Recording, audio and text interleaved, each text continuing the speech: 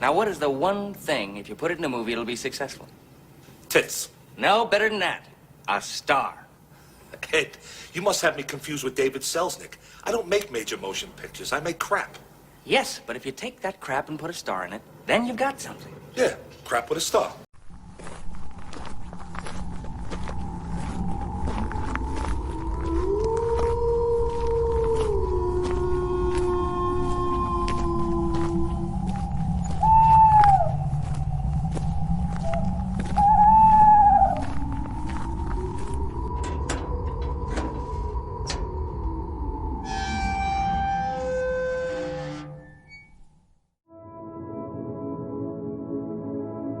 Bonjour à toi et bienvenue dans Le Son de la Crypte, le podcast du site de la crypto-série. Ici, tu trouveras des versions audio des articles présents sur le site. Il s'adresse aux détracteurs de l'écrit et à tous les fans de séries télévisées dont la production est terminée ou pas tout à fait. Nous allons aujourd'hui poursuivre l'abécédaire des séries de merde. Je te propose donc de partir sur une nouvelle liste de séries qui auraient certainement mieux fait de ne pas exister. Tu peux d'ores et déjà retrouver cette actualité et toutes les infos de la crypte en version écrite sur le site www.cryptoserie.fr et en version audio sur YouTube, Deezer, Spotify et autres plateformes de podcast. Allez, c'est parti pour ce nouvel épisode intitulé L'abécédaire des séries de merde, volet 3 sur 4.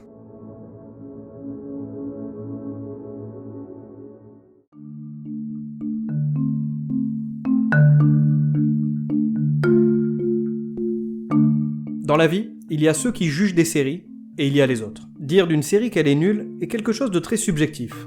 Le jugement qu'on porte sur telle ou telle œuvre, qu'elle soit fictionnelle, littéraire ou encore musicale, n'est rien d'autre qu'une pensée propre à chacun. Ma série dite de merde ne sera pas nécessairement la série de merde de mon voisin. Elle sera peut-être celle de mon collègue. Ma voisine n'aura aucun avis négatif ou positif envers le show. Et quant à mon cousin, il en sera un fervent défenseur. Comme celui qui tient la plume ne s'inscrit jamais parmi les coupables, ma parole sera donc celle de la raison et de la véracité. Bienvenue dans ce troisième volet de l'abécédaire des séries de merde.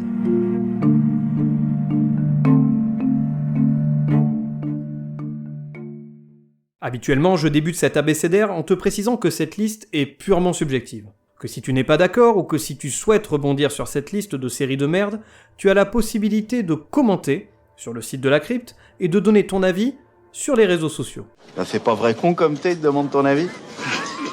Enfin, je t'invite généralement à partager bien entendu ce contenu à tes amis. Aujourd'hui, ce ne sera pas le cas, car j'estime que mes croyances prévalent à toutes les autres. Donc ne te fatigue pas à commenter ou partager, à moins que... Vous préfériez qu'on dise partout que le roi est une petite pédale qui pisse dans son froc à l'idée de se battre? Première lettre, N comme Nash Bridges.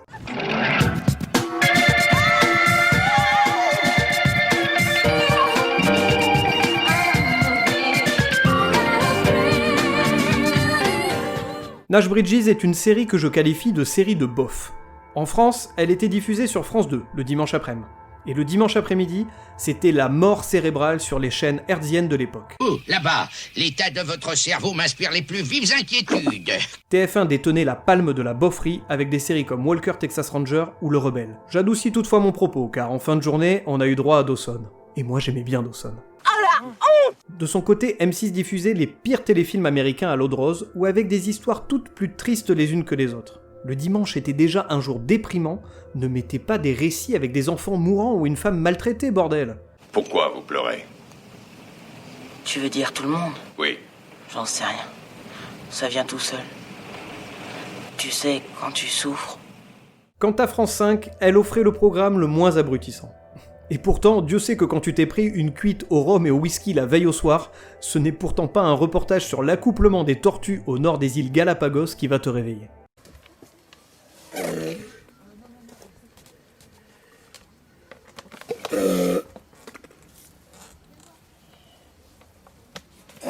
Pierre, c'est très gênant. Comment pouvez-vous regarder une chose pareille? Enfin, sur France 3... Non, je ne veux pas en parler. Ça devait être un truc du genre d'Eric ou l'inspecteur Polotchek Barnabiewski, un truc dans le genre. Ah, et n'oublions pas France 2, bien entendu, qui en début d'après-midi, et c'était toujours diffusé il n'y a pas si longtemps que ça, après, n'ayant pas la télé, je ne sais pas si c'est toujours le cas, mais on avait droit à Michel fucking Drucker, l'homme empaillé.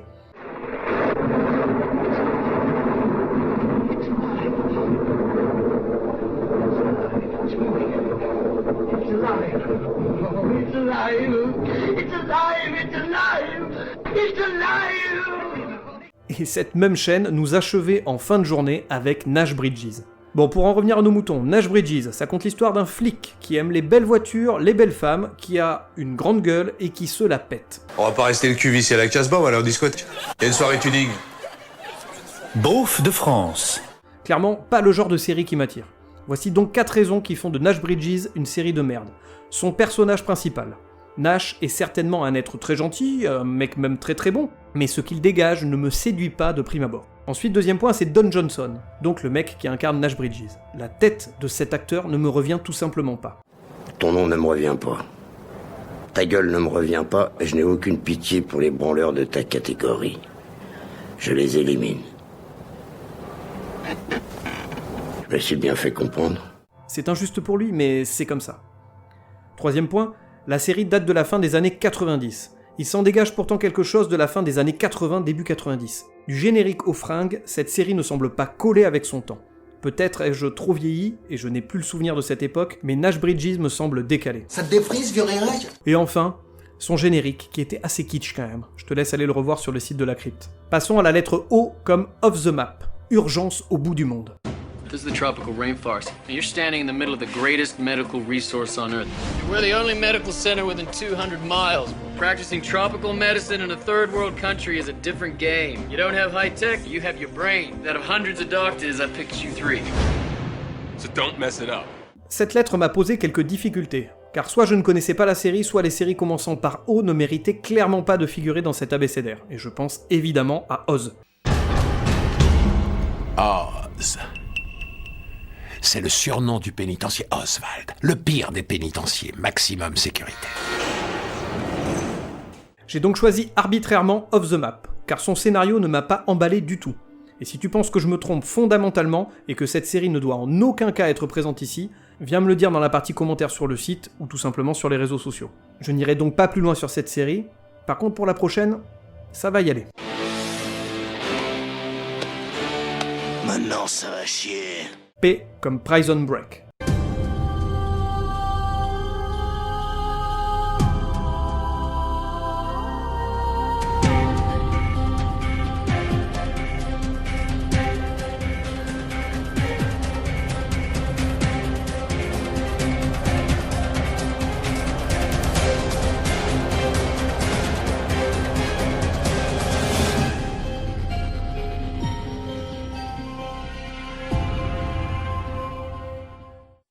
Bon. Mon cœur balance entre deux mastodontes de la nudité intersidérale sérielle. D'un côté, il y a Pour être libre, avec nos amis les To Be Free, et de l'autre, il y a donc Prison Break. Ah, monde de merde. La première est sans aucun doute une bouse. Dès le départ, on sait à quoi s'attendre, c'est signé AB Productions, et les héros sont incarnés par le boys band français le plus célèbre. En d'autres termes, ça sent le doyo de 30 ans d'âge sur lequel l'équipe de sumotori japonaise a réalisé tous ses entraînements. Je crois que je vais vomir. La seconde a quant à elle une place particulière parmi les séries que j'exècre le plus. Pourquoi ? Tout simplement car il s'agit d'une série avec un concept, sans être formidable, qui avait du potentiel. C'est pas brillant, mais il y a du potentiel. La première saison de Prison Break était cool. Le scénario était intéressant, et l'intrigue, sans être palpitante, était prometteuse. On avait envie de savoir comment Michael Scofield allait sortir son frère de prison. La série, en format mini-série, aurait été parfaite. Mais voilà. Les audiences ont été au rendez-vous, et la Fox, chaîne américaine donc qui diffusait la série, y a vu un intérêt. Des nouvelles saisons ont ainsi vu le jour, repoussant les limites de la connerie en proposant des rebondissements tous plus rocambolesques les uns que les autres. Les personnages deviennent leur propre caricature et l'histoire en est ridicule. Ah non, ça va pas recommencer! Là, c'est carrément grotesque, hein? Ce principe de faire perdurer des séries est un mal bien connu dans la production des séries télévisées de nos jours. J'en parlais justement dans l'abécédaire des séries qui ont duré trop longtemps. Le leitmotiv des chaînes est clair. Le public est devant son écran, on continue. Et ce jusqu'à essoufflement du concept, même si à la fin une œuvre finit gâchée. Des exemples je peux t'en donner à l'appel, et pour beaucoup, des comédies. How I Met Your Mother, The Big Bang Theory, Friends, Z70 Show, Californication, Damages, Sons of Anarchy, Weeds, etc., etc.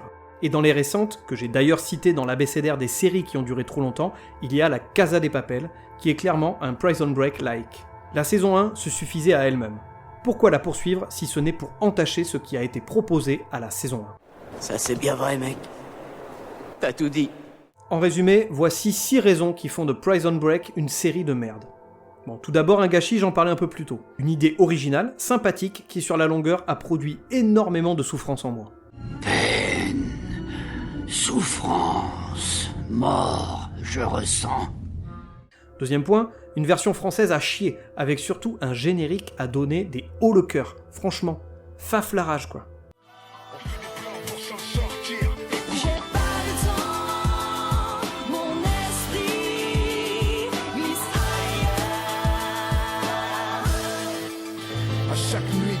Mais ta gueule! Si t'es resté après cet extrait, c'est que tu m'aimes bien quand même.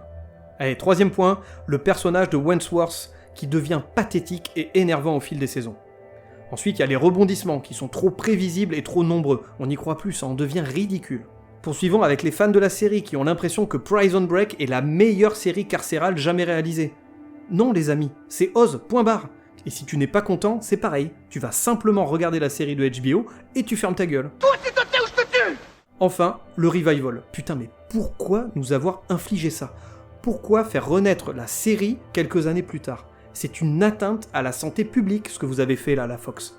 Ce n'est pas gentil. Allez, poursuivons avec la lettre Q comme Quantico.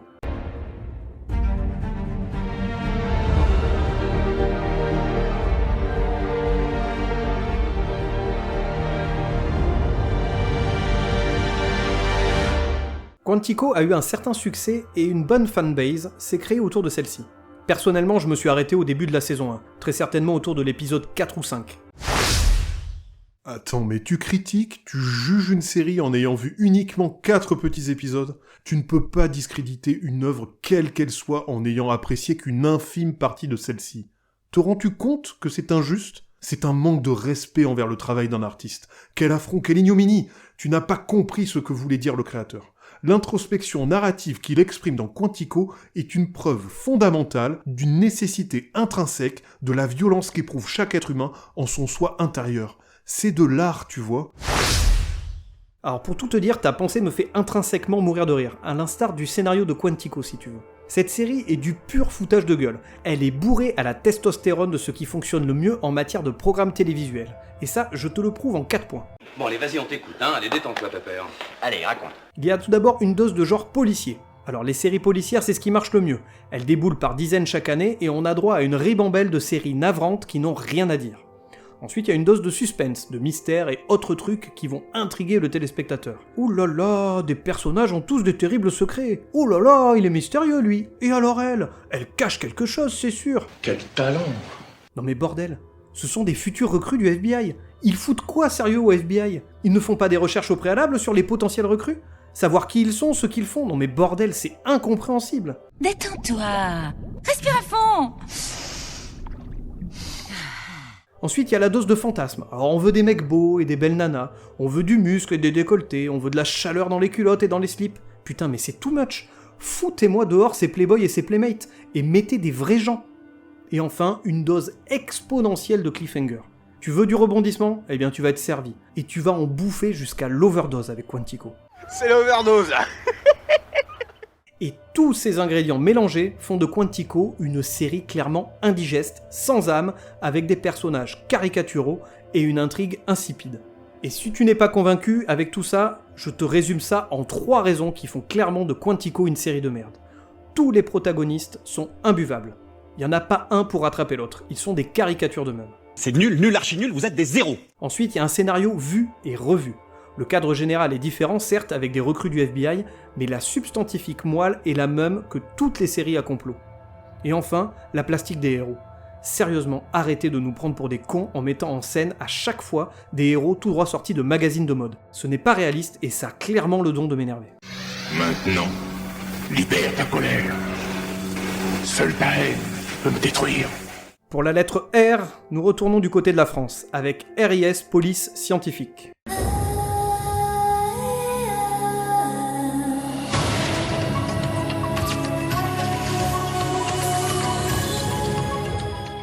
Ouf. Alors là, nous sommes ici dans le haut du panier des séries au bon goût d'étron. La France est capable du meilleur comme du pire en termes de production audiovisuelle. On le sait pertinemment, mais en faire une vérité absolue serait malhonnête. Des bonnes séries françaises, il y en a, et dans tous les genres. Et comme je suis sympa et que j'en ai marre de gueuler, je vais te donner quand même une liste de séries que je trouve plutôt sympas et qui sont françaises. Donc dans le genre policier, je pense notamment en Engrenage, Braco ou encore Flic. Dans le genre dramatique, on peut citer Le Bureau des légendes ou encore Un village français qui semble avoir eu un certain succès. Dans le genre comédie, on a tous en tête des séries comme H, Kaamelott et Un gars, une fille. Et j'ajoute à cette petite liste Lazy Company ou encore Irresponsable que Monsieur Seri and Friends m'avait fait découvrir à l'époque. Merci, mon jeune ami. La série est hyper bien écrite, passant sans problème de moments hilarants et grotesques à des moments plus dramatiques et touchants. Une petite pépite que je vous recommande chaudement. Elle était disponible sur OCS, je ne sais pas si elle y est encore, mais allez jeter un œil. Bon, maintenant que j'ai passé un peu de crème sur les productions françaises, je vais pouvoir cracher mon venin. Il y a effectivement donc quelques bonnes séries françaises, qui doivent toutefois se compter sur les doigts de la main. Pour les autres productions, laisse-moi exprimer mon ressenti avec cette petite phrase. C'est vraiment un gros tas de merde. Cette petite citation de Ian Malcolm dans Jurassic Park résume assez bien mon ressenti face à RIS Police Scientifique. Cette série se veut être une version française de la série américaine Les Experts. Personnellement, je n'ai jamais accroché à cette dernière, mais pour avoir déjà regardé des séries policières américaines, je sais de quoi nos amis d'outre-Atlantique sont capables. Eux aussi nous délivrent leur tas de merde sérielle chaque année. On reste cependant loin de ce bel excrément qu'est RIS. Mais qu'est-ce que c'est que cette matière? C'est de la merde. La critique est facile et tu as le droit de m'envoyer chier car je n'ai pas vu la série dans son intégralité. Un seul épisode, et même pas en entier, aura eu raison de moi. C'est mal joué, l'intrigue était inintéressante et rien ne semble crédible dans les actions que chaque agent effectue. J'ouvre un Buffalo Grill et je sens du pull. Vous avez tout à fait le droit, Bertrand. K2000. 5 moustiques dans votre PEL, Bertrand. Je raccompagne mon prof de gym et... Camoulox. Bravo, bien joué, Gilles. Il n'y a rien pour sauver la série. À la question « tu préfères regarder un épisode de RIS ou manger une moussaka par le cul ?» ma réponse est irrémédiablement une moussaka. Pourquoi cela ne me surprend-il pas? Allez, en bref, 5 raisons qui font de RIS Police Scientifique une série de merde. Un jeu d'acteurs pitoyable, des histoires pas intéressantes et qui suscitent un ennui latent. Les experts de cette série ont le matériel d'un labo de chimie de lycée, et ce n'est même pas sûr qu'ils connaissent la classification périodique des éléments. Mendeleïev, paix à ton âme mon ami. Qu'il repose en paix. 4e point, pourquoi faire une adaptation d'une série qui a les moyens et qui marche si c'est pour en faire un ersatz de qualité mauvaise? Et enfin, les personnages n'ont aucun charisme. Même la poule de mon voisin a plus de personnalité. Alléluia, alléluia, salut, puissance et gloire au Seigneur. Passons à la lettre S comme 7 à la maison.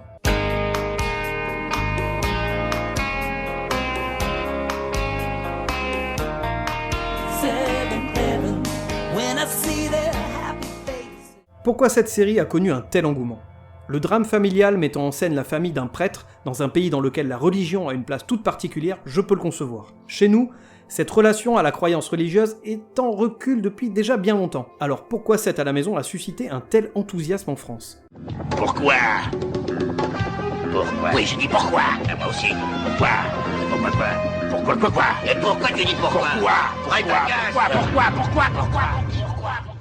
La réponse est simple, il suffit de faire abstraction de la religion pour se retrouver face à une famille quasi lambda. On suit ainsi les Camden dans leur quotidien, avec leurs problèmes, leurs réussites, leurs coups de blues, leurs coups de cœur, etc. Finalement, des choses qui parlent à tout un chacun. 7 à la maison est ainsi une série familiale au même titre que les autres.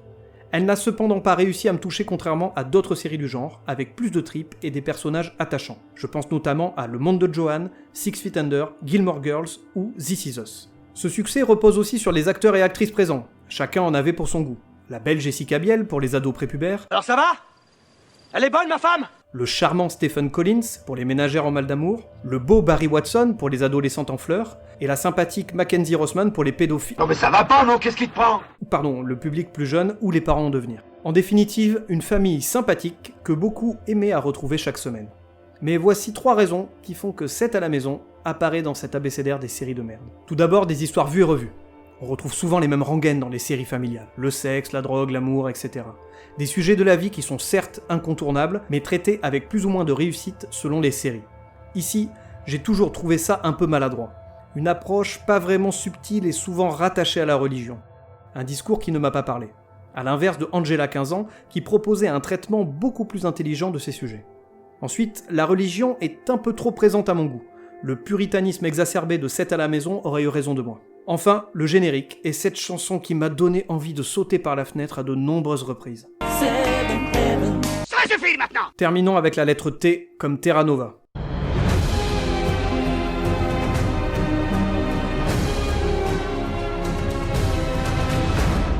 Pour cette dernière lettre de notre 3e volet des séries de merde, j'ai élu Terra Nova.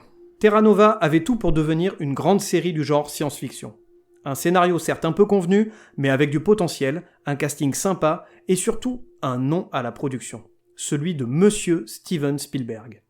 Malgré tous ces bons points, cela n'a pas empêché Terra Nova de tomber dans la facilité. Les écueils inhérents aux séries diffusées sur les networks américains n'ont pas été évités. Le show nous livre sa flopée de lieux communs, d'intrigues inintéressantes et de personnages caricaturaux. Il s'agit d'une pâle copie de séries comme Jericho, Under the Dome, Falling Skies, et encore cette dernière a su relever le niveau vers la fin, mais cette fois dans le monde des dinosaures. Bienvenue à Jurassic Park.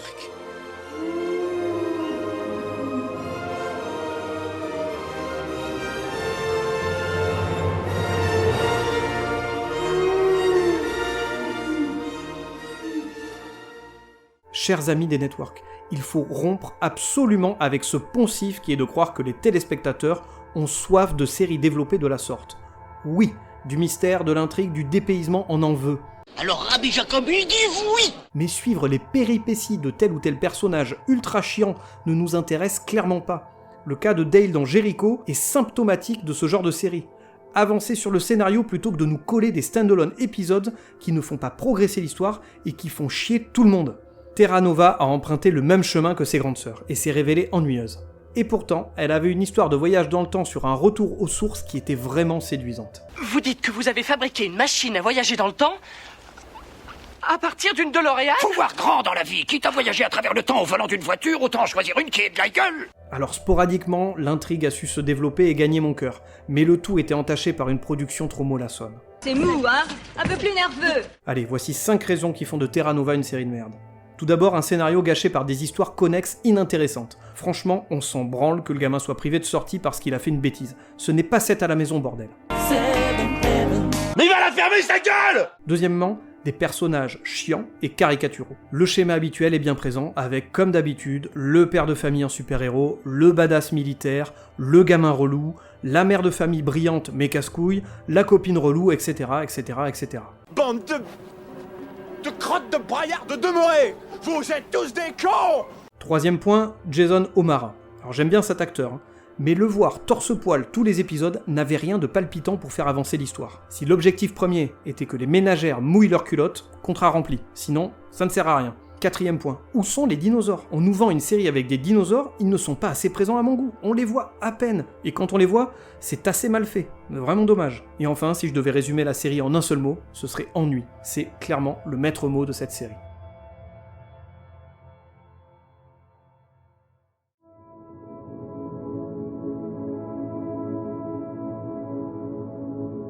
Ce troisième volet de l'abécédaire des séries de merde s'achève ici. J'espère que cette fois je t'ai un peu offensé et que t'as envie de me cracher à la gueule parce que j'ai mentionné ta série préférée.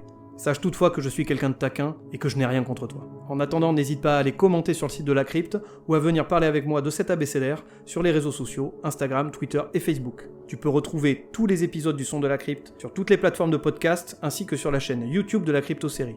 Je te donne rendez-vous rapidement pour la suite et la fin de cet abécédaire des séries de merde. D'ici là, ne regarde pas trop de séries pourries, profite de la vie, et bisous!